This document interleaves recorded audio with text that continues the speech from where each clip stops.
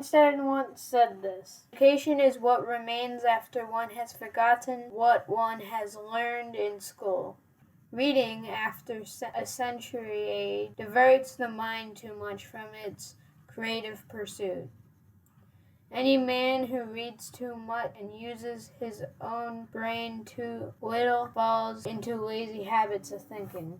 Well, school forcing us to read, like killing life itself, kills creativity. There is a good way to limit creativity, and it will still be strong, breathing more creativity, and there is a way, and the other way is reading. Reading limits the brain. Yeah, the writer is letting his or her brain run wild, but the reader just inhales it and forgets. No, this can be transferred to math if you use formulas that are pre-made, and science. Yeah, science is creative.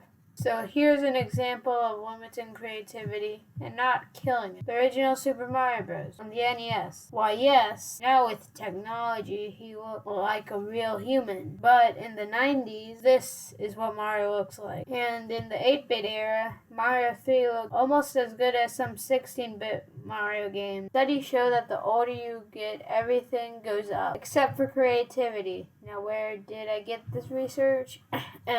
NASA. Here's a quote. 98% of preschoolers were considered creative geniuses. Surprisingly high number. So they started testing the same group of children as they grew up. By grade school, only 30% of the children were considered creative geniuses. By high school, it was only 12. This was not a good sign. They considered the same test on a group of adults, and the research was still trending down. Less than 2% of adults tested creative geniuses. Yes, that was all a real study.